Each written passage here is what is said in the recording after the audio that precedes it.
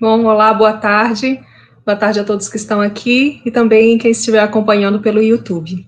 Vamos começar a nossa aula de Sociologia. Essa é a nossa penúltima aula, certo? Amanhã nós teremos a nossa última aula, já com temas voltados às questões gerais. Como eu disse, a Sociologia, ela ajuda não apenas na prova de ciências humanas, como também auxilia na interpretação de questões relacionadas a outras áreas e também na redação, certo? Então é importante que nós possamos fixar esses conceitos, refletir sobre eles, porque eles vão nos auxiliar para vocês, principalmente que vão fazer essas provas, tá bom?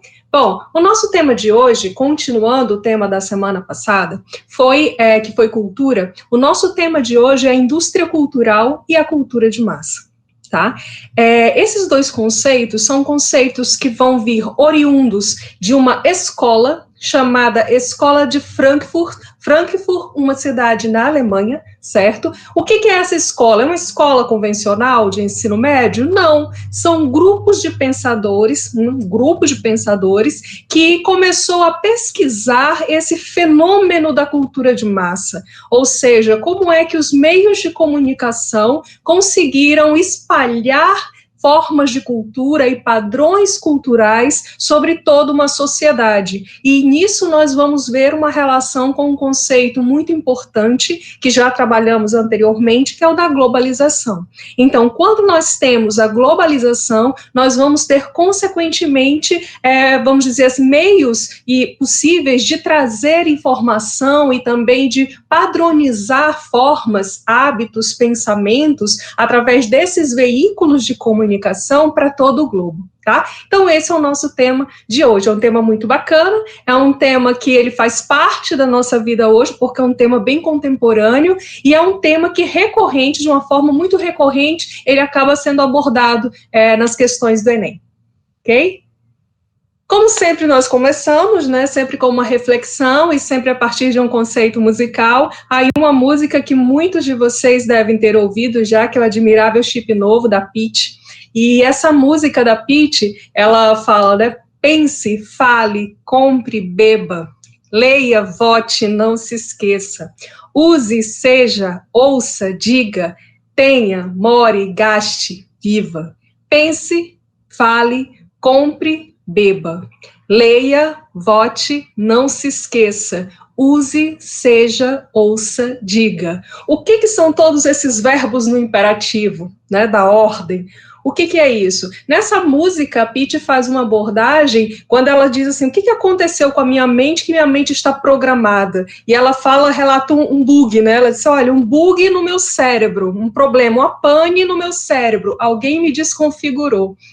E essa música é muito interessante porque ela faz uma reflexão justamente sobre essa cultura de massa, sobre tudo aquilo que a gente crê, que a gente acredita que gosta, que a gente acredita que é e que, na verdade, é programado por esses meios de comunicação que nos são colocados diariamente através da rádio, TV, internet, redes sociais e tudo mais, tá? Essa mídia massiva. Tá? Então, quando nós falamos e vemos todos esses verbos, nós lembramos de tudo aquilo que a gente vê nas propagandas, de tudo aquilo que a gente vê nas mídias sociais, tá? E de tudo que nós somos induzidos a acreditar, a consumir principalmente. Então, é sobre isso o nosso debate hoje.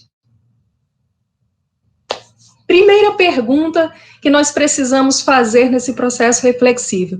É possível um ser humano sem cultura? Afinal de contas, se nós falamos em cultura, e na aula passada nós fizemos esse debate, o que é cultura, tá? E se a gente fala, cultura são hábitos, são pensamentos, são ideologias, são crenças, são costumes, é possível um ser humano sem cultura? E dentro dessa questão, muitas vezes, nós, no nosso cotidiano, somos levados a falar e até mesmo a acreditar quando alguém nos diz, olha, fulano não tem cultura. E geralmente essa frase, o fulano não tem cultura, o que ela está querendo dizer? Geralmente é quando se refere a uma pessoa de baixo estudo, é quando se refere a uma pessoa, vamos dizer, que não possui um nível acadêmico tão bom, ou que não conhece tanto da literatura, né, que nunca ouviu falar em Machado de Assis, que nunca ouviu falar numa música de Beethoven. Então, geralmente esse tipo de pessoa, o que nós falamos? Fulano é sem cultura. E nós acabamos repetindo isso, né, de uma forma muito tranquila. O fulano tem cultura, o outro não tem. Mas, afinal de contas, é possível um ser humano sem cultura? E aí nós, para podermos fazer essa reflexão, nós precisamos pensar o seguinte: o que é cultura? É o primeiro passo. Então, se cultura, e aí vocês podem ver no canto esquerdo de vocês que está descrito, cultura é um conjunto de hábitos sociais, religiosos, manifestações intelectuais, artísticas e etc., né, comportamentos, saberes, hábitos, crenças. Se tudo isso faz parte da cultura, é possível um ser humano sem cultura? A cultura é uma dimensão humana, concordam? Se a cultura é uma dimensão humana, obviamente não. Então, essa frase que se propaga tanto, que o fulano não tem cultura, ou que há pessoas sem cultura, ou que algo, na verdade, não tem cultura, isso tudo nada mais é do que falácia. Tá? Ou seja, é apenas uma forma de falar que remete a uma visão elitista, como nós chamamos. O que é uma visão elitista? É uma visão que acredita que algumas manifestações culturais são superiores a outras. E aí, no canto direito de vocês estão vendo algumas imagens, certo? Essas imagens, elas remetem a pensamentos nossos. Na primeira imagem que estamos vendo, no canto superior esquerdo, nós vamos ter um grupo de sanfoneiros. Né? Sanfoneiros, eles tocam forró, eles são famosos por fazer isso no Nordeste, né? O chapeuzinho, os adereços, tudo, né? Então, esse tipo de manifestação é uma manifestação cultural. Lembremos que a música é uma manifestação cultural. Se ela faz parte de hábitos, se ela faz parte de pensamentos, de costumes de povos, tanto que tem músicas diferentes, né, em diferentes países. Quando nós falamos no tango, o tango é uma dança que se remete necessariamente à Argentina, né, nós vamos ter isso, né? Quando nós falamos das danças do samba, nós vamos fazer referência ao Brasil, tá? Então, se a música, ela é, por essência, uma manifestação cultural humana, é claro que essas pessoas que também tocam forró, dançam forró, elas estão ali num processo cultural, então é uma cultura. Aqui embaixo nós vamos ter uma orquestra sinfônica, né? Então nós vamos ter um maestro, e ali, claro, se você for ver o sanfoneiro ao lado do maestro, com certeza você vai ter um nível acadêmico muito distinto. Com certeza, para ser um maestro é preciso vários anos de estudo e aperfeiçoamento para chegar ao ponto de entender um alto nível de música e poder ali articular todos esses instrumentos para uma música considerada de alto nível.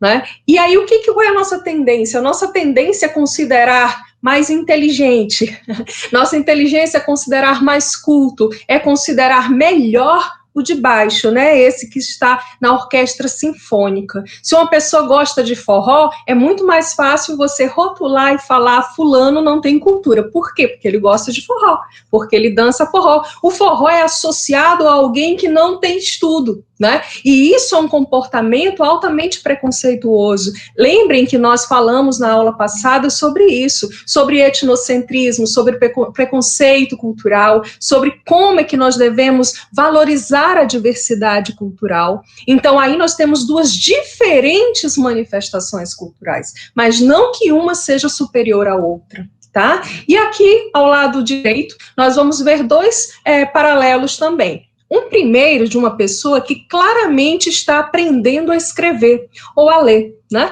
Então, essa pessoa, ela está fazendo a divisão silábica básica, tá? Então, nós comumente chamamos os analfabetos de quê? De pessoas sem cultura. né? Então, dizemos que uma pessoa tem pouco estudo ou uma pessoa é analfabeta, nós falamos essa pessoa, ela não tem cultura. Isso vem na boca do povo, né? E isso é um erro, como nós estávamos comentando. Quando nós olhamos para baixo e vemos a pessoa mergulhada em livros, e aí você pergunta, você já leu Bauman? Você já leu Machado de Assis? Você já leu outros autores, Marx, Engels? A pessoa diz, já sim, conheço todos. Então, essa pessoa tem cultura. Né?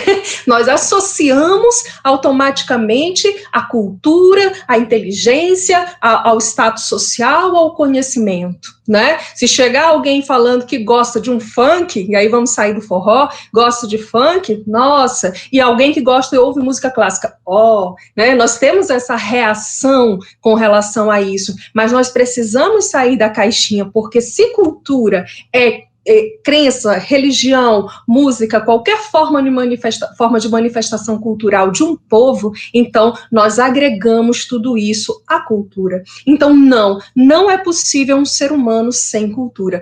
Todo ser humano tem cultura. Mas de onde deriva, então, essa nossa falácia de dizer que alguém tem cultura ou que alguém não tem cultura?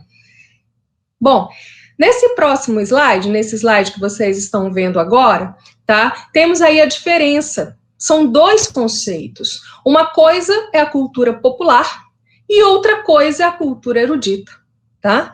A cultura popular, basicamente, ela brota da terra, né? E quando a gente fala em cultura popular, nós estamos falando em arte também, é música, dança, poesia, literatura, tudo mais. Então, a cultura popular chamada, ela brota do chão da terra, ou seja, das pessoas, tá?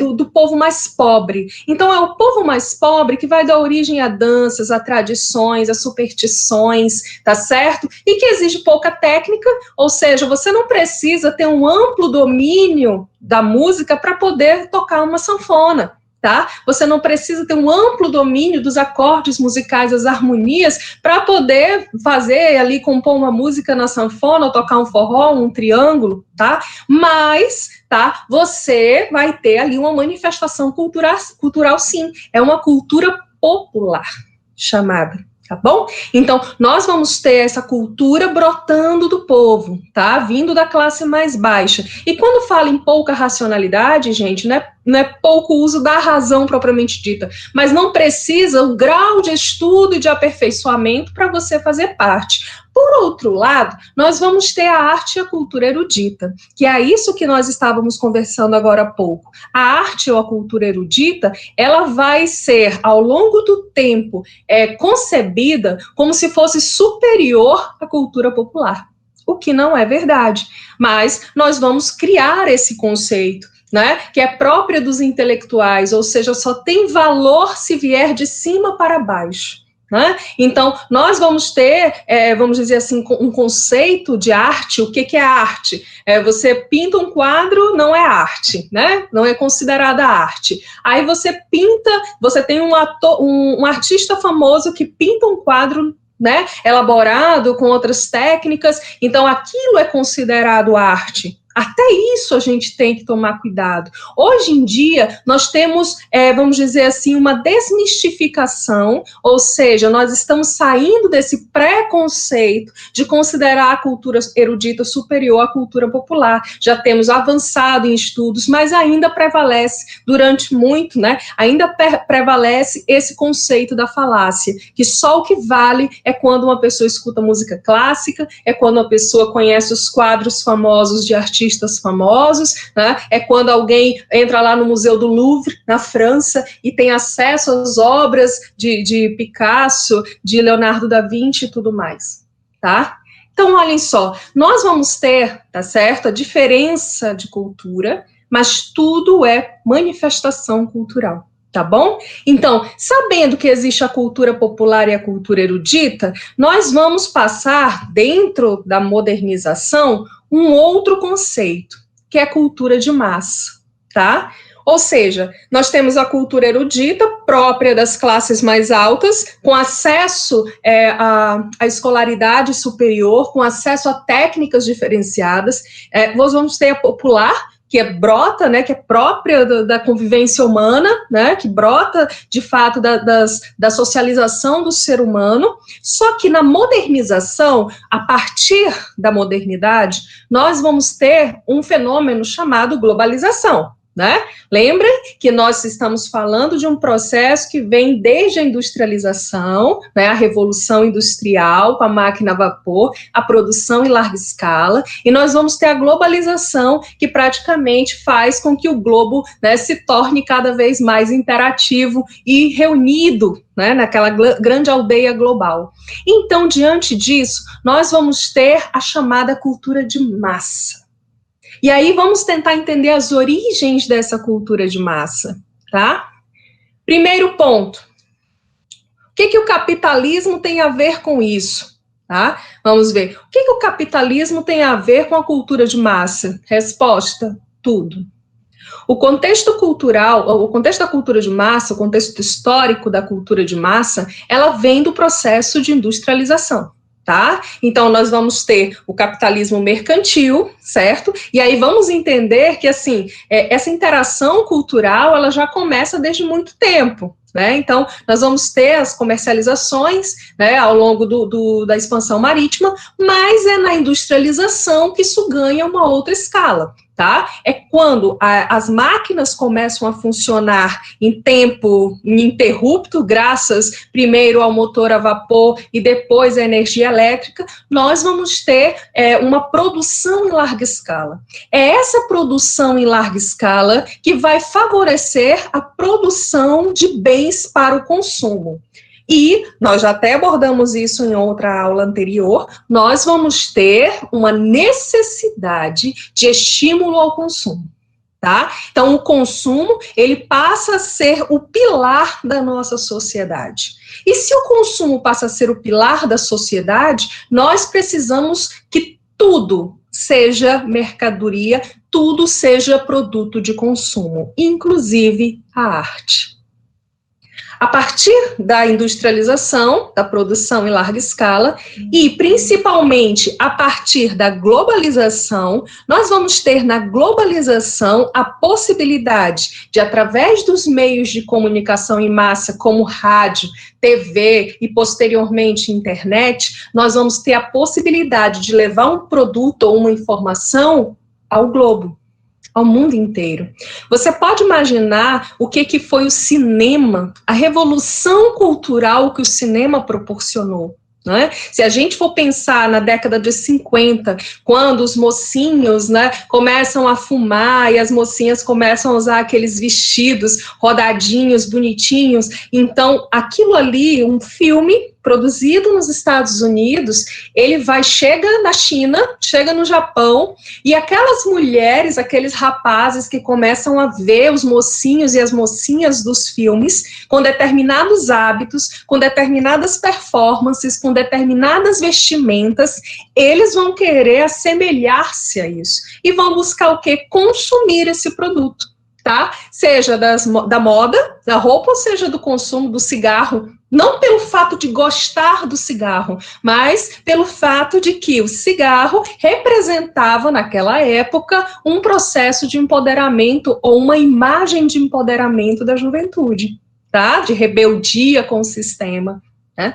Então, o que ocorre? A própria arte vai fazer parte disso. Tá? Um quadro produzido em A vai ganhar exposições, as chamadas vernissagens, exposições no mundo inteiro, certo? E podem ser compradas no mundo todo, tá? E lançam tendências, como é o caso aqui do abaixo que você vê do Romero Brito, né? Aquela técnica do Romero Brito. Então, hoje em dia, você vê que nem tudo foi o Romero Brito que pintou, que desenhou dessa forma, mas o estilo, né? E muitos outros começaram a praticar esse estilo para poder vender a sua produção. Então, nós vamos ter nesse produto, né, na produção e no consumo, não só a comercialização de bens e serviços, mas nós vamos ter um padrão de comportamento. Tá? Uma imagem que vai desenvolver hábitos e costumes, que forma a chamada cultura de massa. Por que cultura de massa? Porque vem em larga escala. Tá? Se você for pensar o que é uma formação de hábito e de cultura, do que o cinema proporcionou, o cinema foi em larga escala. A TV, então, nem se fala. Né? Então, hoje tem uma marca de brincos não, de semijoias muito famosa no Brasil, a Gold Skill, e essa Gold Skill, ela faz questão de patrocinar a vestimenta de várias atrizes da Globo, mas não fora das novelas, dentro das novelas, né? Então tem a personagem da novela X e eles colocam os adereços naquelas mulheres, daquelas atrizes das novelas, na personagem, e aquilo ali vai para a TV. E quando chega a novela das 8, vamos imaginar que é uma das maiores audiências do Brasil, e aquelas pessoas, todas as pessoas do Brasil, quem tiver uma parabólica que pega a Globo vai assistir, então essas pessoas, elas vão usar, vão ver a atriz usando e vão desejar aquilo. Porque tem toda uma ficção em torno disso. Então, elas vão olhar e vão desejar. O que vai acontecer depois? Comprar. Né? Então, essa marca Gold Skill, o que ela faz? Ela leva um passo de moda, né, para as novelas. Gente, nós estamos citando um exemplo. Hoje em dia, muitas marcas, muitos anunciantes, eles fazem isso. Eles fazem questão de patrocinar novelas, de patrocinar filmes, para que os seus produtos saiam naquele contexto e as pessoas consigam consumir, tá? Agora, não é só a questão do consumo do bem, vem a questão de um hábito, expressões. Eu lembro que há um tempo atrás tinha uma novela onde a mocinha tinha um bordão famoso, e ela dizia, é a treva. Ela era uma mocinha, né, e revoltada, então ela tinha todo um trejeito de moça revoltada, e aí ela tinha uma frase lá, típica, é a treva. Gente, essa expressão, é a treva, ela caiu no Brasil afora, e você via do Oiapoque ao Chuí, muitas adolescentes imitando o jeito de vestir dessa moça e com o bordão. É a treva. Então, o que ocorre? Nós vamos ter, de fato, vamos dizer, nos meios de comunicação em massa, um processo de transformação da cultura. Eu não direi nem de transformação, na verdade, de moldagem cultural, porque muitos vão começar a agir da mesma forma, e esse é o perigo da cultura de massa. Na imagem que vocês estão vendo no canto superior direito, você vai ver o cérebro de um homem, né, lotado de produtos de consumo, porque não vai ser só uma mudança da individualidade, vai ser geral. Ou seja, vai estar todo mundo fazendo a mesma coisa, vai estar todo mundo usando a mesma coisa, vai estar todo mundo falando a mesma coisa, né? Então, o que ocorre? Essa transformação, essa moldagem cultural, ela molda, inclusive, padrões de comportamento e molda padrões de beleza, tá? Então, nós vamos ver hoje, por exemplo, uma luta muito grande do movimento negro para que outras atrizes negras e atores negros ocupem cada vez mais posições de destaque nas produções, tanto de filmes quanto de novelas.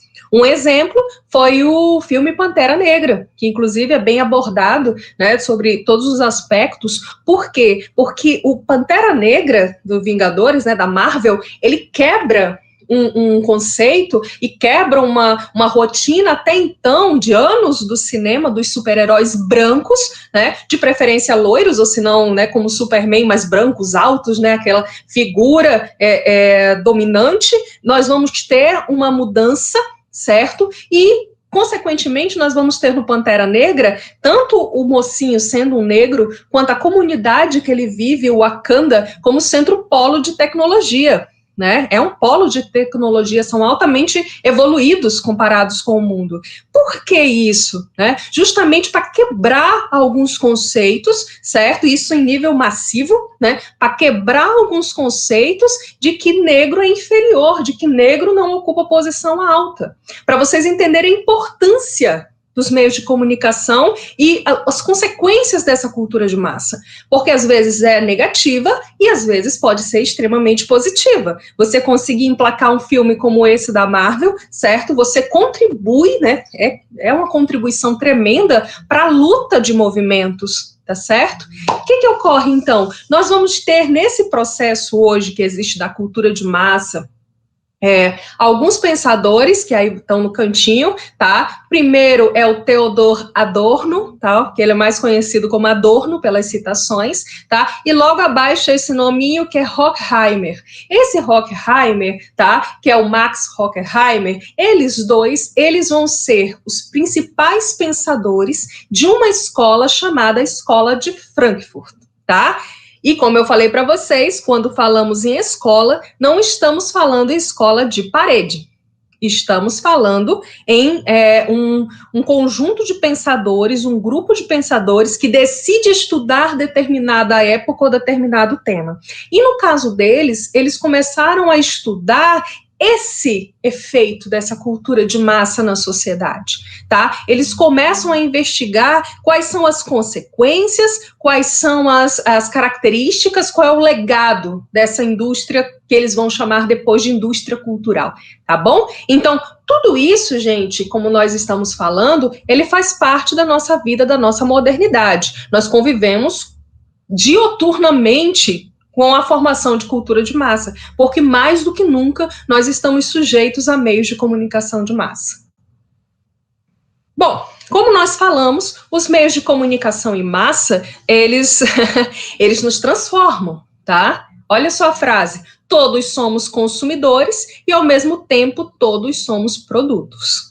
Tá? Ou seja, nós também somos comercializáveis, tá? Nós estudamos para quê? Para nos vender melhor, para ganhar mais como profissionais, né? Quem se arruma, quem busca investir, é porque a imagem no mundo, nesse mundo globalizado, a imagem conta muito, não é verdade? E nesse meio de comunicação em massa, um dos grandes efeitos é a padronização do que é bonito, é a padronização do que é aceitável, né? E isso vem de muito tempo. Tá? As TVs, os cinemas, havia um filme no passado, década de 80, que trouxe um ideal de homem, que era o filme Uma Linda Mulher. Esse Uma Linda Mulher não trazia só o ideal de mulher, que era o filme com a Julia Roberts, mas ele trazia principalmente o ideal de homem, na figura do ator Richard Gere.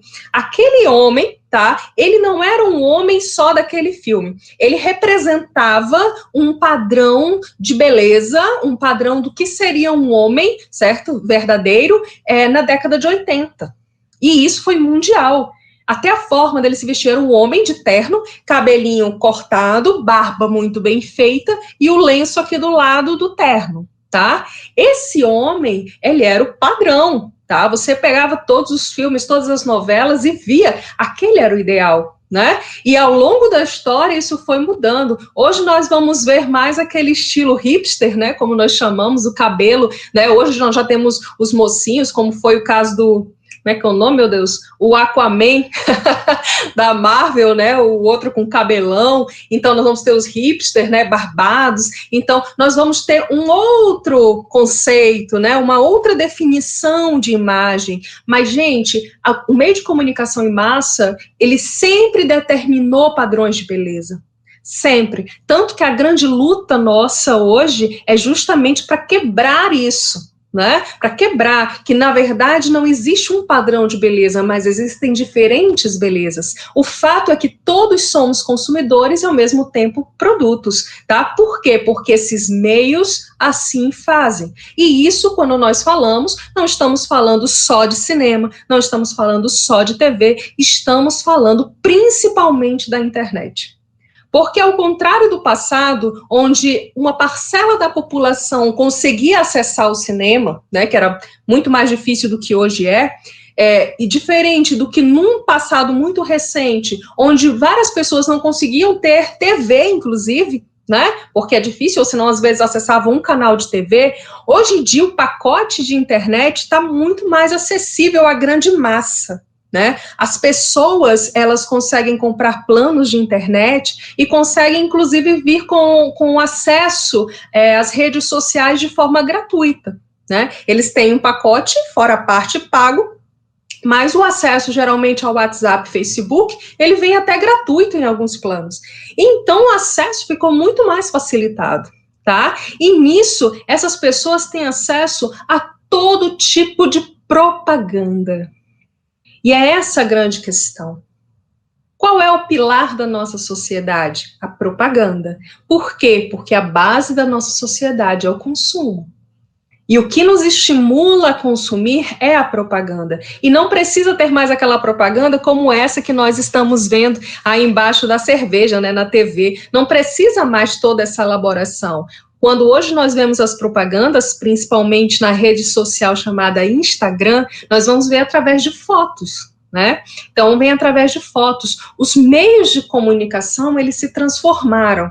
Né? Se antes a gente tinha aquela propaganda convencional de 1 minuto, de 30 segundos, hoje nós vamos ter uma propaganda, vamos dizer, dioturna, o tempo inteiro disponível para nós a qualquer momento que a gente acesse. Porque se você acessa uma rede social, a página dela está lá, te incentivando a comprar, te incentivando a ser, te incentivando a reagir, a se comportar de acordo com esse comportamento. Não se esqueçam que quando a gente fala em comunicação em massa, nós estamos falando de tudo. Nós estamos falando só de informação, mas vou citar aqui um exemplo, sertanejo universitário e mundo pop.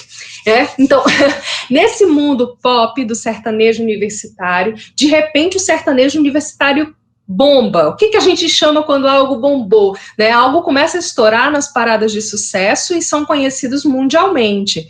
O sertanejo universitário, ele começa ali numa manifestação, né, simples de algumas pessoas, de algumas duplas, e de repente ganha. Por quê? Porque você ligava o rádio, só toca sertanejo universitário.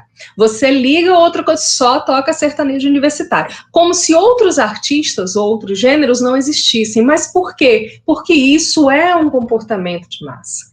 Tanto é que os shows explodem, né, dos sertanejos universitários, e isso a gente vai ver também no mundo funk, né, ou seja, a massa ela é movimentada e ela é levada a escutar isso. Se você vai sair da rádio e vai para a TV, num Domingão do Faustão, num programa, né, do Silvio Santos ou de outros que são massivos, como nós chamamos, esses programas também vão ter essa presença de artistas, enquanto outros considerados elitizados, eles não vão estar tão presentes nesses meios de comunicação em massa, eles vão estar menos acessíveis, tá? Então, quando a gente vê esse desenho, a gente pode ver que, por exemplo, até o comportamento, a dança, a música que se escuta, ela tem um forte apelo do meio de comunicação que se desenvolve, tá? Em tudo isso, então, o que é a indústria cultural, tá? A indústria, como eu falo, o que é indústria? A indústria é algo que produz, né? Algo, é uma estrutura que produz algo. Nós temos a indústria de sapatos, temos a indústria farmacêutica, né, de fármacos, de remédios, temos a indústria de sapatos, que produz sapatos, temos diferentes tipos de indústria, né? Indústria de móveis, que produz móveis, e esse termo indústria foi escolhido pela Escola de Frankfurt, por Theodor Adorno e Horkheimer, para dizer da produção de cultura. Lembrem o conceito de cultura. Cultura é hábito, comportamento, crença, ideologia, tudo aquilo que faz parte da dimensão humana, linguagem, tá? Tudo. Então, essa indústria cultural foi um termo que eles deram, tá certo? Para poder dizer da produção de bens culturais como mercadoria em massa, associada como se fosse ao Fordismo, né? Ou seja, produz e deixa que eles consomem. Tá? Então, nós vamos ter a indústria cultural como sendo, vamos dizer, uma produtora de cultura de massa, em larga escala. Aí, na imagem do canto direito, vocês estão vendo uma TV, como se fosse uma indústria, como se fosse uma esteira de produção, e ao lado saindo um monte de seres humaninhos todos iguais, né? Todos iguais. E essa é a lógica. né? Quando esses dois pensadores, Adorno e Horkheimer, eles pararam para analisar a sociedade, eles estão vendo que, na verdade, independente de estarmos no Japão, na França, na Suécia, no Brasil, na Argentina, os seres humanos, dada a presença da indústria cultural, os seres humanos estavam desenvolvendo cultura igual, padrão cultural igual, pensamentos iguais, vestimentas iguais, sentimentos iguais, tá? Então, graças à expansão da TV, primeiro da rádio, né? Da rádio, depois da TV, do cinema, hoje da internet que está presente, nós vamos ter a produção de cultura muito mais forte. Aqui você toma Coca-Cola, no Japão toma Coca-Cola, na Argentina, se você chegar, tem Coca-Cola também, em todo lugar tem. A cultura do fast food, a alimentação também, a batatinha frita, aquela batatinha frita ganhou o mundo inteiro, né? Então, nós vamos ter moda, a moda é um exemplo, né? Quem nunca assistiu aquele filme O Diabo Veste Prada, não sei se vocês já assistiram, mas no Diabo Veste Prada, nome de um filme fantástico, mostra exatamente isso, né, que ali, na verdade, eles estão trazendo um comportamento, eles dizem, olha, nós fabricamos uma roupa que vai para um desfile em Paris. Gente, saiu no desfile em Paris, uma semana depois, está nas semanas de moda de cada país. Semana de moda de São Paulo um Fashion Week, semana de moda de Nova York, tá em todos os lugares. E, de repente, você vai na loja, na vitrine, e só tem aquele tipo de roupa. Tenta comprar uma roupa diferente do que foi lançado naquela tendência. Você não acha. Você não acha. Você vai... Eu vou citar um exemplo aqui bem, né, uma boca de sino, que hoje em dia chamam flare, uma calça flare, né? Hoje em dia já entrou no patamar calça flare o tempo inteiro. Mas imagina que no passado, quando veio a moda, no passado muito recente, quando veio a chamada moda vintage, ou seja, retrô, né, do passado, eles reestilizaram a calça boca de sino e voltou a ser moda. Aí jogaram na vitrine. Você ia tentar comprar uma calça tradicional, fechadinha, bonitinha, você não conseguia, só encontrava um tipo de roupa. Né? Então, isso vem em larga escala, como se fosse uma indústria. Lançou em Paris, veio para tudo e depois chegou até chegar lá nas lojas Marisa, onde você vai comprar roupa. Então, o que acontece? Ele vem descendo, e isso é produção cultural, tá? Porque a moda, ela é uma forma de manifestação cultural, o que nós usamos. Tá? Então, esse conceito aparece no livro Dialética do Esclarecimento. Dialética é da frase, da palavra diálogo, né, do mesmo conceito, do esclarecimento. Por que esclarecimento? Porque é justamente a reflexão sobre essa sociedade que está posta, sobre a falsa liberdade que dizem que temos, né? O que é essa liberdade? Aí muitos pensadores vão falar sobre isso. Será que nós temos realmente liberdade de escolha, né? Ou será que tudo aquilo que nós fazemos, ou pensamos, ou dizemos, ou comemos, na verdade, ele é produto cultural? Lembra da música da Pitty que falamos no primeiro slide, né? Fale, coma, pense, beba. Ou seja, o tempo inteiro, através da indústria cultural, somos bombardeados por sugestões, né, que vem nessa lógica dessa indústria para nos levar a consumir, a ser, a produzir. Então, tudo isso fez parte do processo de pensadores da escola de Frankfurt, a chamada teoria crítica. É uma crítica ao quê? Uma crítica a essa sociedade do consumo. Tá? E junto com eles também Walter Benjamin e Herbert Marcuse, dois outros pensadores que também vão estudar os efeitos dessa indústria cultural sobre a nossa sociedade. Para a gente entender aí, então, esse meio, né? A sociedade de consumo, ela tem uma necessidade de arte, né? Ou seja, a sociedade de consumo, ela consome diferentes coisas. Ela consome alimentos, ela consome vestuário, ela consome várias coisas. E a arte é uma dessas expressões. E quando a gente fala em arte, nós estamos falando só da obra de arte do teatro, nós estamos falando só de uma literatura, não estamos falando só de uma pintura, de um quadro, não. A arte é toda a manifestação artística do ser humano. E aí inclui o mundo pop de uma forma absurda, né? Inclui o mundo pop e tudo o que vem com ele.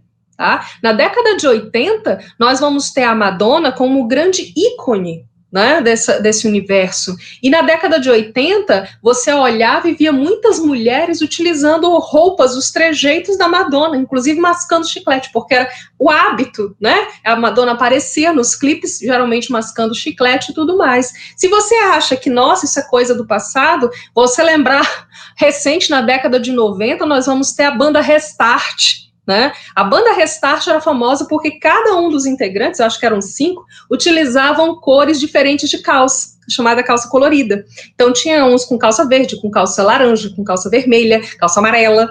Gente, você ia para as lojas e tinha isso, tá? Para você comprar as calças de todas as cores, que até ganhou fama como as calças do Restart. E isso eu tô falando década de 90. Tá? E nos anos 2000 nós vamos ter outras formas, desde adereços, né, de pulseirinhas, de tipo de cabelo, de jeito de andar, de tudo mais, que fez parte e que, se a gente for ver qual foi a origem foi justamente nessa indústria cultural, que veio da rádio, que veio da TV, que veio do cinema, que vem da música. Tá? O jeito de vestir do sertanejo universitário não veio com o sertanejo universitário só a dança, só a música, tá? Ele veio todo estilo. A comercialização de botas aumentou. Lugares onde não tinha nada a ver, porque a bota de ambiente sertanejo, mesmo do campo, e lugares urbanos as pessoas usando bota. E por que nos lugares urbanos as pessoas estavam usando bota de cowboy? Cinto com fivela de cowboy, e às vezes até com chapéu de cowboy. Isso no ambiente de cimento. Por que as pessoas estavam utilizando isso? Justamente porque se identificavam com aquele gênero musical. E aquele gênero musical, ele traz todo o ambiente certo para ele, assim como o funk é. Tá? Então, o funk, quando nós falamos, não é só a música, mas você pode prestar atenção, tem toda a forma de se vestir. Tem indumentária, tem a maquiagem, tem o cabelo, tem o short, tem as correntes, tem tudo. Então, toda essa indústria cultural, certo? Ela produz cultura. Amplo sentido da palavra, cultura como comportamento, cultura como hábito, cultura como pensamento. Tá bom? Consequências, então, a cultura erudita perde o rigor. Por quê? Porque hoje em dia, vamos dizer, como não é tão popular a cultura erudita, ela fica cada vez mais restrita, né? E aí você vai ver segmentos altos da sociedade descendo para essa cultura de massa, porque eles também são massa. Né? Então nós vamos ter como se fosse uma homogeneização, ou seja, nós vamos ter uma padronização cultural que não vai muito respeitar essa questão de classe não, tá bom? Cultura popular perde a espontaneidade. Esse talvez é uma das consequências mais críticas. Aí tá a foto do latino, mas não é maldade com ele não, tá? É só para a gente fazer uma reflexão sobre o que desperta o gosto do ouvir. Na aula passada, nós falamos sobre o gosto do paladar. Na aula passada, nós vimos exemplos, né, do chinês, que estava ali comendo uma sopa de morcego, muito tranquilamente, que causaria ojeriza a nós brasileiros, porque nós não temos o hábito de comer morcego, né? Então, o que é aquele paladar que faz com que o chinês não tenha aversão ao morcego e nós tenhamos? Esse é o olhar cultural, né? Então, vão ter aí anos e anos e anos, né, de DNA cultural, de aprofundamento cultural, de costume, que faz com que o chinês coma isso e nós não. Por outro lado, não se esqueçam que nós também aqui na Amazônia somos finos, famosos por consumir carne de caça. Capivara, tatu, tem gente que come macaco, que come aquelas larvas, as larvas dentro, esqueci agora o nome do bicho, mas a larva que cresce dentro dos troncos apodrecidos. Então, o que é isso? É o gosto, né? É o paladar. Quem sabe se você, hoje brasileiro 2020, não tivesse nascido na China, você não teria também, em determinadas regiões da China, né, que não são todas, em determinada região da China, você também não estaria comendo sopa de morcego, né? Porque o paladar, ele é um processo cultural. Agora aqui, na música, será que o gosto musical também não é um processo cultural? Será que você já nasceu lá dentro da tua barriga curtindo rock, ou curtindo MPB, ou curtindo sertanejo? Será que isso vem de dentro? Ou será que isso é aprendido, né? Então, quando nós falamos que a cultura perde a espontaneidade, é porque o que era antes um desdobramento, uma evolução do processo de socialização das pessoas, passa a ser criado pela indústria cultural. Tá? Então, nós vamos ter hoje, por exemplo, no Nordeste nós vamos ter no Brasil comum, né? Então, lá no Nordeste é muito comum termos pessoas que ter o forró, né? Então, o forró é muito comum. E aí, de repente, vem uma cultura de massa, certo? Onde essa cultura de massa, ela vai principalmente impactar a juventude, né, porque é a juventude que vai estar mais antenada nesses meios de comunicação, e de repente, naquele lugar tradicional do forró, nós vamos ter uma onda de funk, tá? Nós vamos ter uma onda de outro tipo de música, tá? Exemplo, é lá do K-pop, acho que é K-pop o nome, né? Que é aquela dos sul-coreanos, que veio com a Iguinha Pocotó e veio com outros, veio vários, né, lá do sul-coreano, e aí influenciou aqui o Brasil, e de repente todos nós estávamos ouvindo músicas sul-coreanas, tá? Então, notem que talvez isso mude a nossa espontaneidade cultural. Isso gerou, né, uma mudança em todo, vamos dizer, em todo o gosto musical de uma comunidade. E aí, a grande questão é, será que eu gosto mesmo daquela música? Ou será que, na verdade, eu fui levado a gostar? Esse é o grande dilema, né? Então, será que é porque eu só tive acesso àquilo? E o acesso à cultura é algo muito interessante, porque a pessoa diz, eu não gosto de música popular brasileira, a chamada MPB, eu não gosto de rock, eu não gosto de música clássica, mas quando foi que essa pessoa teve acesso a isso? Se no momento que ela liga a rádio só toca, vou citar o exemplo, funk. Se a pessoa liga a TV e na TV só tem música funk. Se você vai para outros lugares, uma boate, uma casa de show, ou qualquer uma baladinha, e lá só toca funk. Em que momento essa pessoa teve acesso, assim como no paladar, do gosto, da gastronomia, em que momento a pessoa pôde desenvolver o gosto por esse outro tipo de gênero musical, tá bom? Então, isso tudo, segundo Adorno e Horkheimer, trazia uma uniformização do sujeito e manipulação da sua autonomia. Então, nós tínhamos aí dois processos caminhando. Um primeiro, da alienação. O que é alienação? É você se distanciar de você mesmo e da sociedade na qual você vive, né? Da sua realidade.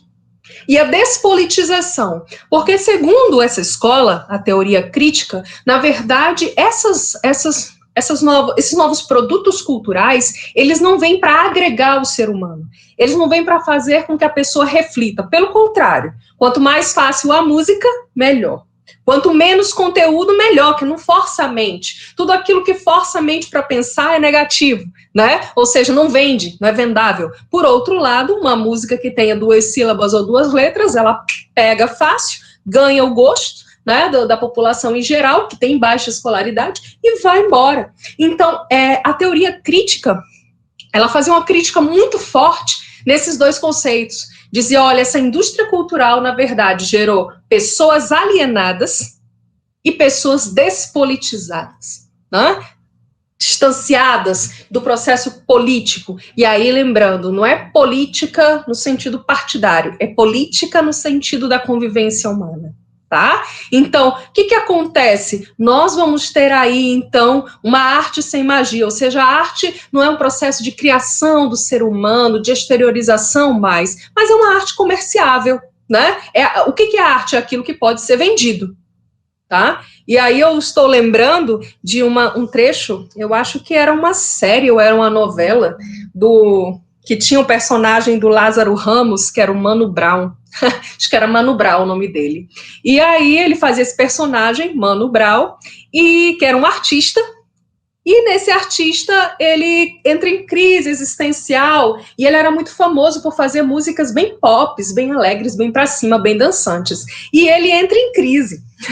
E essa cena é bem interessante, porque quando ele entra em crise, ele começa a compor músicas tristes, porque era algo que ele estava sentindo. Ele era um artista, ele estava sentindo tristeza, e a forma como essa tristeza aflorou, né, a arte, foi através de melodias tristes. E quando ele apresentou essas músicas tristes para o empresário, que eram músicas profundas, que eram músicas de reflexão, né, de tristeza, o empresário disse: olha, isso aí não vende. A gente precisa de música alegre, mas a verdade é que ele não estava sentindo alegria. Ele, como artista, não sentia alegria, mas ele precisava produzir algo que a indústria pudesse vender. E o produto que vendia era a alegria, o oba-oba, né, a dança. Então, essa cena altamente crítica, ela mostrou que a arte deixou de ser espontânea e perdeu essa magia, porque, na verdade, o que geralmente a gente consome é aquilo que querem que a gente consuma. E aí, duas frases da Escola de Frankfurt, da teoria crítica, duas citações importantes. O primeiro diz assim: na era da indústria cultural, o indivíduo já não decide autonomamente. O conflito entre impulsos e consciência se resolve com a adesão acrítica aos valores impostos. O que é a crítica? Nas aulas de português vocês devem ter visto que o a, antes de qualquer palavra, é negação. Então, a adesão acrítica, ou seja, não crítica aos valores impostos. O que antes os filósofos chamavam de vida foi reduzido à esfera do privado e logo do puro e simples consumo, que já não é mais do que um apêndice do processo material de produção econômica, sem autonomia e substâncias próprias, frase de Adorno, um dos pensadores da Escola de Frankfurt. Ou seja, o que antes a gente chamava de vida, ou seja, de manifestação da vida, ele virou produto de consumo. Que a arte é uma dimensão humana, a arte é um processo criativo e é um processo de exteriorização do que está dentro, né? Quando alguém pinta o quadro, e tanto você vai ver como os famosos do passado, né? Você vai ver artistas que tinham grandes conflitos internos e pintavam quadros que exteriorizavam aqueles conflitos internos que eles tinham, né? A melancolia, todo o sofrimento, ou mesmo a alegria, tá? Nós vamos ter artistas que manifestavam isso. Né? Então, o que deixa de ser, na verdade? Deixa de ser que hoje nós vivemos uma arte por encomenda, e essa arte acabaria anulando o próprio indivíduo.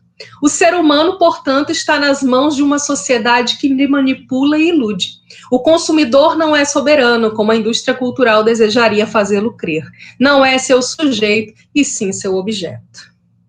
Então, nessa última frase, Adorno, ele apunhala a todos nós. E quando eu digo ele apunhala, é porque ele vai no cerne da questão, tá? O ser humano está nas mãos de uma sociedade que lhe manipula. Ou seja, essa liberdade de escolha que dizem que nós temos, né, com tantos produtos, com tantas coisas, na verdade seria uma falsa ou uma ilusão de liberdade. Que nós, na verdade, estaríamos como essa figura aí do lado, todos iguais, né? Todo mundo agindo exatamente da forma que querem que nós agimos, tá? Então, não seríamos mais o sujeito da ação, e sim o objeto da propaganda.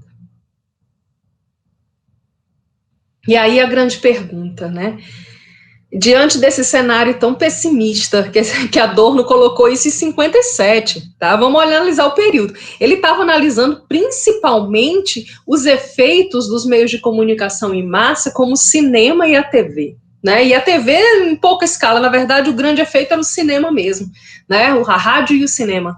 Nós vamos ter na década de 50, início da década de 60, nós vamos ter essa explosão dos meios de comunicação, mas eles nem olharam sequer para o que está agora com a internet. Então, o cenário que eles já viam com pessimismo, com certeza, você pode potencializar esse pessimismo para os dias de hoje. E diante disso, é possível libertar-se? Essa é a grande questão. Diante dessa sociedade, né, que nos ilude, que nos manipula, que é tão forte, né, que nós somos um indivíduo apenas, é possível libertar-se? Né? A única saída, a única liberdade que a gente pode ter é o pensamento crítico. né? E o que é esse pensamento crítico? Eu vou resgatar Paulo Freire, que dizia que pensamento crítico é ter consciência de si e consciência do mundo. Ou seja, consciência de nós, quem nós somos. Nós somos seres pequenos, né, individuais, nós somos seres que precisam, nós somos seres políticos que precisam de interação com outros seres humanos, a arte é uma dimensão nossa, a cultura é uma dimensão nossa, então nós somos esses seres, no entanto estamos numa sociedade submetidos a uma estrutura social, política, ideológica muito forte, e nós somos sim altamente influenciados. Creio que o grande erro aí é pensar que nós não somos influenciados, né? Então, nós somos influenciados. Então, o pensamento crítico é ter consciência de quem nós somos e consciência desse mundo, para poder, vamos dizer assim, caminhar neste mundo, porque não podemos nos libertar do mundo no qual nós vivemos, mas caminhar com os devidos cuidados, né? Cientes de tudo isso, tá? E aí, nós vamos ter uma questão que vem justamente no Enem, tá? Sobre o papel da indústria cultural. E antes de passar para a resposta dessa questão, eu gostaria de saber se tem alguma pergunta ou alguma contribuição nesse momento. Oi, professora. Por enquanto, não temos nenhuma pergunta, tá bom? Ok, então vamos adiante. Bom, nessa questão do Enem 2016, justamente veio uma frase, um texto, né, um trecho de texto de Adorno e de Horkheimer dentro dessa obra que a gente comentou, da dialética do esclarecimento, tá certo?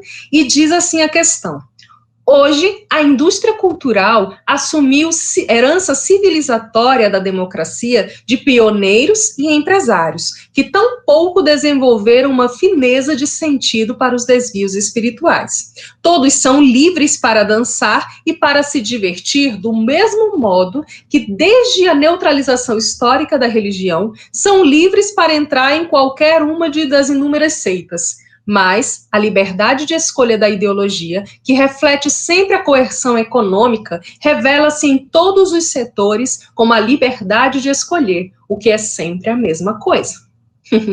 Nesse texto, tá, nós vamos ter aí uma liberdade altamente limitada. Percebam o que ele fala, né, que nós somos livres para entrar em qualquer uma das inúmeras seitas que existem, né, das que existem.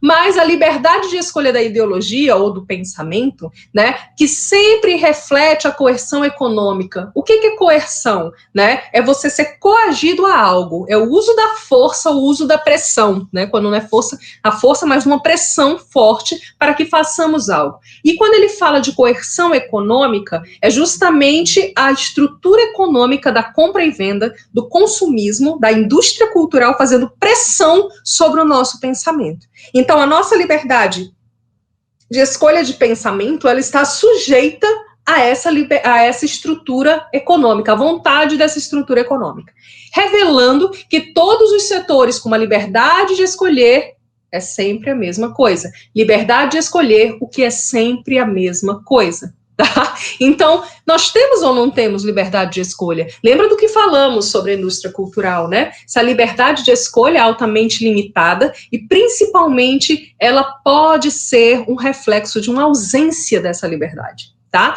O que diz, então, a questão?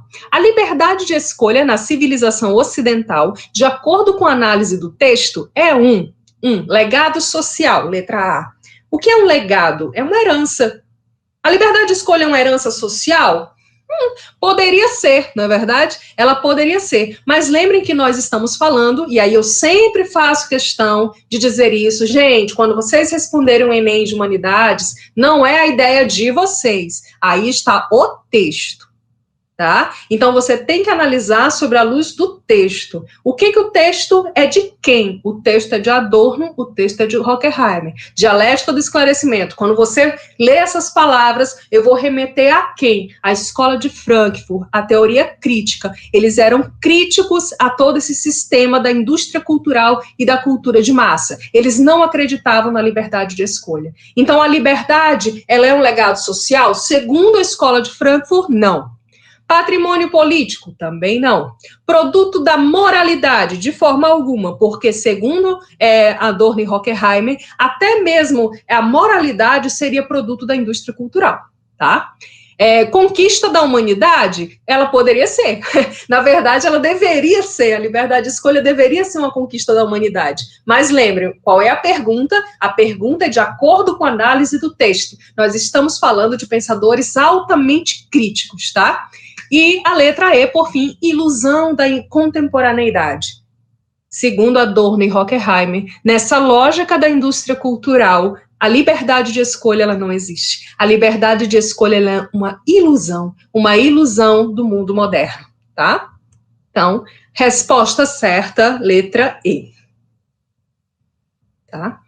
Aqui nós vamos ter, não só pela indústria cultural, mas pelo próprio papel cultural e pela imagem cultural, tá? Que isso vem e dialoga com o nosso plano político. Tá? A questão 78 do Enem 2018 vai dizer o seguinte: o marco inicial das discussões parlamentares em torno do direito ao voto feminino são os debates que antecederam a Constituição de 24, que não trazia qualquer impedimento ao exercício dos direitos políticos por mulheres, mas, por outro lado, também não era explícita quanto à possibilidade desse exercício. Foi somente em 1932, 2 anos antes de estabelecido o voto aos 18 anos, que as mulheres obtiveram o direito de votar, o que veio a se concretizar no ano seguinte. Isso ocorreu a partir da aprovação do Código Eleitoral de 32, do que o texto está falando, voto feminino. Uma conquista, certo? Uma conquista, uma mudança cultural, porque até então entendia-se que a mulher não tinha capacidade do exercício político. Então, depois de muitas lutas do movimento sufragista, que nós até já comentamos em aulas passadas, do movimento das mulheres pedindo direito ao voto, foi somente a partir disso que começou no mundo uma campanha para que as mulheres pudessem votar. E no Brasil, certo, nós começamos a tratar a partir da Constituição de 24, que não, como diz, né, era neutra, nem impedia, mas também não permitia, não deixava claro. E em 32 é que nós vamos ter, de fato, uma aprovação para o voto feminino, tá? Então vamos lá. Um dos fatores que contribuíram para a efetivação da medida mencionada no texto foi o que representou, então, o voto feminino previsto em lei, né? Isso que quer dizer no grosso da questão. Letra A, superação da cultura patriarcal? Ora, influência das igrejas protestantes? Será?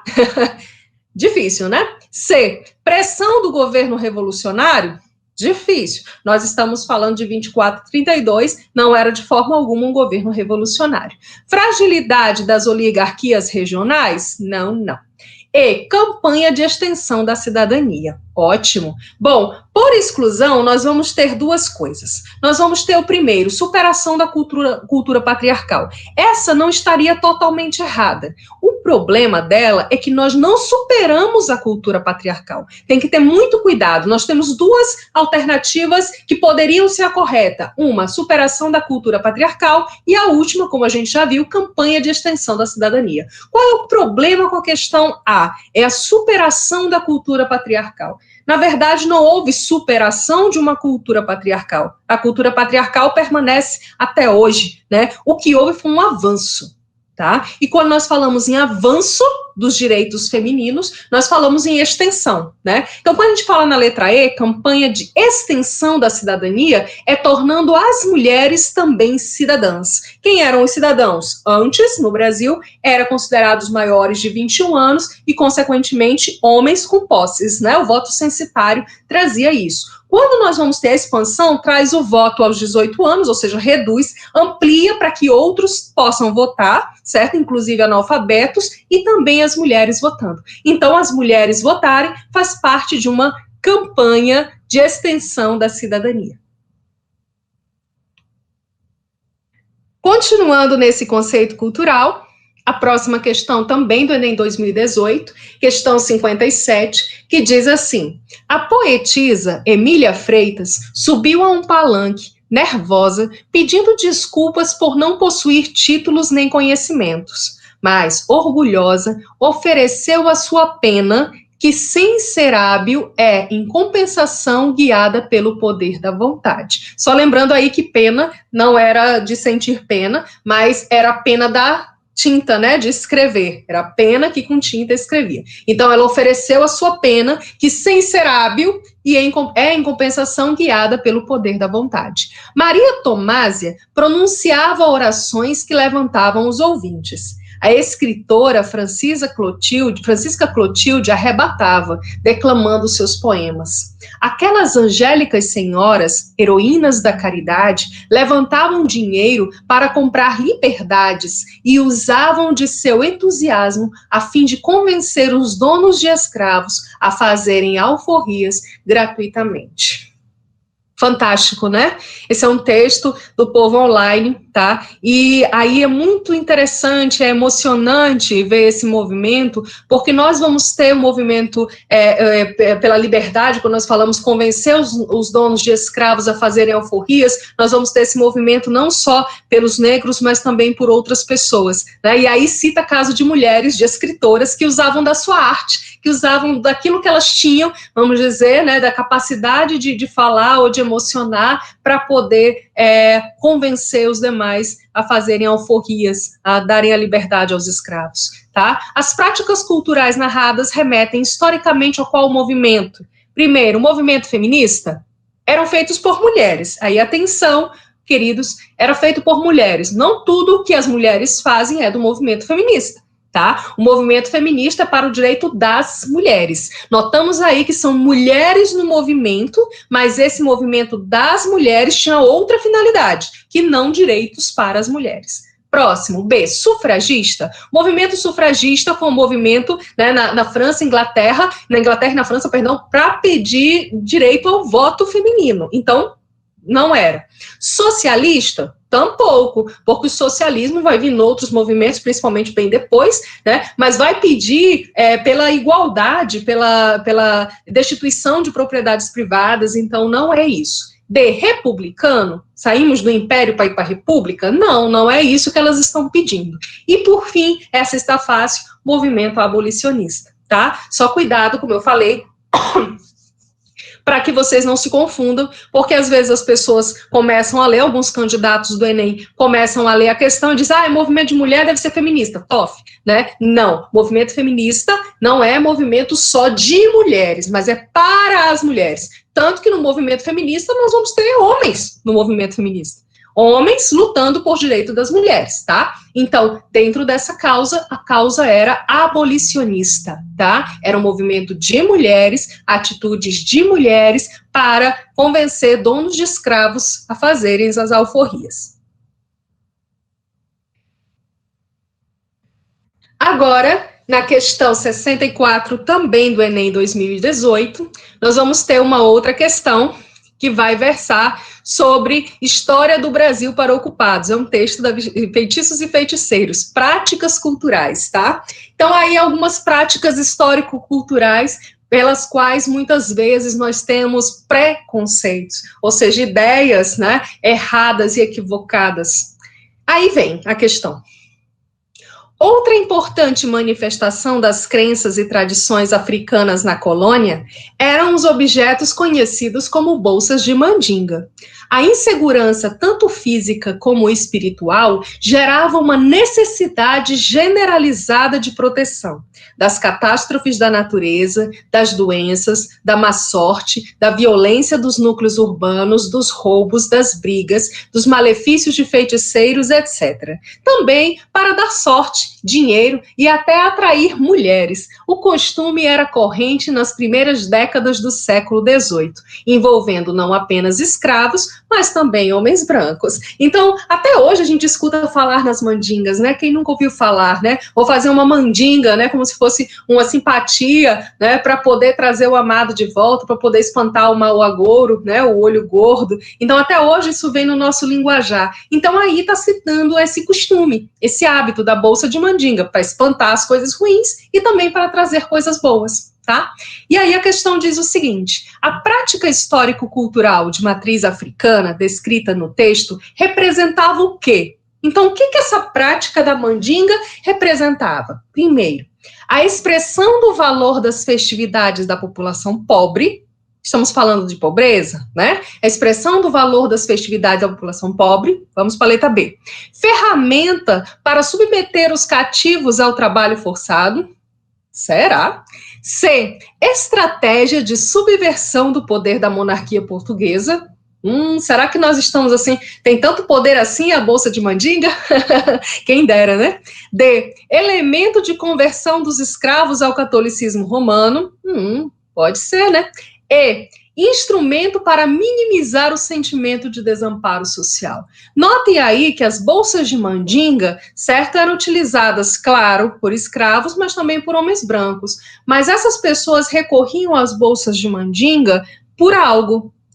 Se eu recorro a uma bolsa de mandinga, eu estou recorrendo, vamos pensar, né, no pensamento da época, eu estou recorrendo, tentando me agarrar a algo para ter fé, não é verdade? Algo que me proteja. Se eu quero que algo me proteja, é porque estou me sentindo inseguro. Então, quando a gente olha as estratégias, nós vamos ver que a alternativa mais condizente é para minimizar o sentimento de desamparo social. Porque se eu preciso recorrer a uma coisa que me garanta isso, certo? Que me garanta uma proteção, que me traga boa sorte, é para minimizar esse sentimento de desamparo que o Estado não dava. Né? Nós precisamos fazer aí que não apenas escravos, mas também homens brancos, mas não necessariamente homens brancos ricos, né?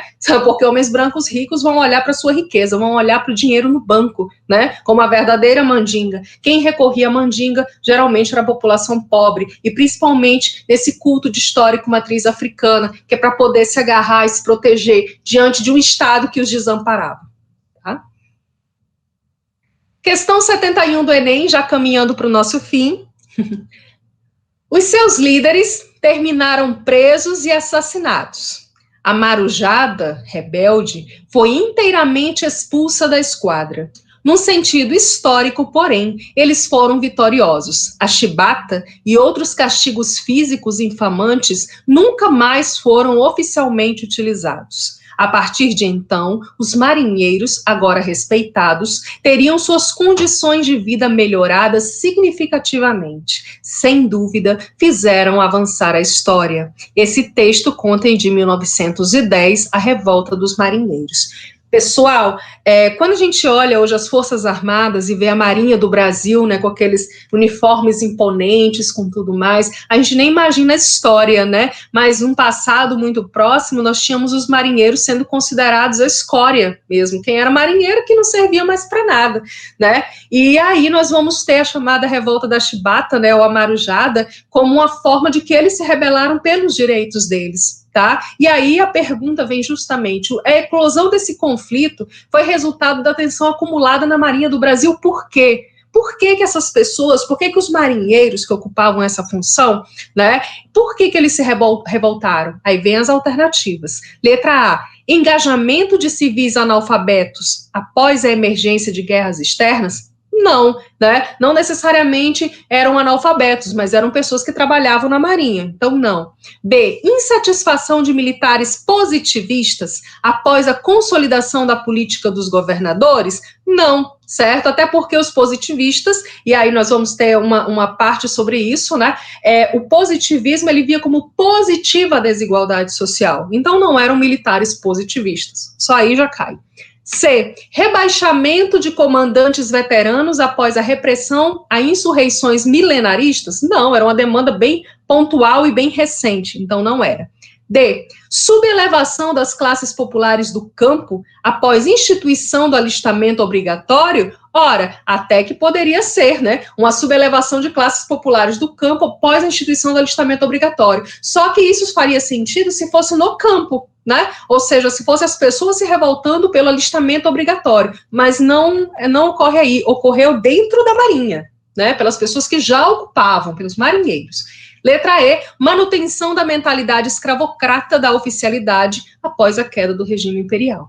Nós vamos ter nessa alternativa a alternativa correta, porque a justificativa para que os marinheiros fizessem essa revolta, o contexto, foi justamente porque eles eram tratados como escravos, os escravos do mar. né? Eles não tinham direitos, eram explorados, eram muitas vezes espancados, daí a chibata, né? Porque eles eram submetidos a castigos físicos do alto oficialato, que depois do fim da escravidão, eles acabavam recebendo castigos físicos similares a escravos, tá? Então foi por isso que eles se revoltaram das suas funções, e hoje a gente vê também, depois de décadas, claro, né? Anos, né? Centenas de anos, nós vamos ter aí os marinheiros ocupando uma função até muito boa. E a última questão número 72, tá? Que vem na questão indígenas. Indígenas foram os primeiros a alterar o ecossistema da Amazônia. Aí essa questão faz uma alusão sobre a percepção do indígena, tá? Que muitas vezes nós temos. Olha atenção a essa questão. Uma pesquisa realizada por Carolina Leves, especialista em ecologia do Instituto Nacional de Pesquisas da Amazônia e publicada na revista Science, demonstra que as espécies vegetais domesticadas pelas civilizações pré-colombianas são as mais dominantes. A domesticação de plantas na floresta começou há mais de 8.000 anos. Primeiro, eram selecionadas as plantas com características que poderiam ser úteis ao homem. E, em um segundo momento, era feita a propagação dessas espécies. Começaram a cultivá-las em pátios e jardins, por meio de um processo quase intuitivo de seleção. Tá? Aí vem um texto falando que as populações pré-colombianas, ou seja, aqueles índios que vieram até antes do descobrimento, eles já faziam uso das plantas como medicamentos naturais, como tratamentos, então eles já tinham essa relação com a natureza de extrair essas propriedades e de que aquelas que de fato tinham uso para eles, né, para a humanidade, eles cultivavam em jardins, ou seja, eles tinham essa relação já com a natureza. Então, o que diz a questão? O texto apresenta um novo olhar sobre a configuração da floresta amazônica, por romper com a ideia de quê? Com o que esse texto rompe a ideia? Tá? Primeiro, primazia dos saberes locais? Não, o texto não rompe. Olha a pergunta, o texto não rompe com a ideia de primazia dos saberes locais, porque justamente diz que as populações, civilizações pré-colombianas, elas praticavam a domesticação de plantas. Então, não, elas tinham saber local. B, a ausência de ação antrópica. O que é ação antrópica? Antropos, homem. A ausência de ação do homem, tá? E isso é um ponto-chave a gente observar. Porque qual é a ideia que a gente tem da floresta amazônica e da relação das populações da floresta com a floresta de preservação? Intocável. E aí o texto está trazendo justamente o contrário, dizendo que já havia essa ação das civilizações para com as plantas, tá? Do cultivo, da extração, da propriedade para utilização própria. Então deixa ela aí como alternativa. C, insuficiência de recursos naturais? Não, o texto nem cita isso. D, necessidade de manejo ambiental? Não, eles faziam isso, como diz o texto, quase um processo intuitivo de seleção. E predominância de práticas agropecuárias? Não, está falando de práticas agroecológicas, né? Então, dentro das plantas, e não pecuária de animais, não, de cultivo de plantas, tá? Então, a alternativa mais correta é a letra B, ausência de ação antrópica, justamente porque o texto rompe qualquer ideia de que floresta boa é floresta intocada. Bom, gente, depois de tudo isso que nós discutimos sobre cultura, o que é cultura, multiculturalismo nas aulas passadas, e hoje discutindo sobre cultura popular, erudita, indústria cultural, nós caminhamos para o nosso fechamento, tá? Agradeço a todos vocês, e deixo a frase de Nelson Mandela, tá? Que diz o seguinte: ninguém nasce odiando outra pessoa pela cor de sua pele, pois por sua origem ou ainda por sua religião. Para odiar, as pessoas precisam aprender. E se podem aprender a odiar, podem ser ensinadas a amar. Essa frase é do Nelson Mandela, que mostra a importância de uma cultura inclusiva, de uma cultura sem preconceito, de uma cultura cada vez mais aberta, né? Que nós possamos fazer essa reflexão para além daquilo que nos mostra a indústria cultural, tá bom? Lembrem que o pensamento crítico é sempre a saída, tá certo? Bom, vamos encerrando hoje e lembrando que amanhã será a nossa última aula, certo? E nessa última aula de Sociologia, fechando todo o conteúdo que geralmente é cobrado no Enem, globalização, estrutura econômica, política, nós vamos fazer um grande apanhado sobre os 3 grandes movimentos à luz dos pensadores da sociologia, ok? Então, grande abraço, agradeço a todos vocês.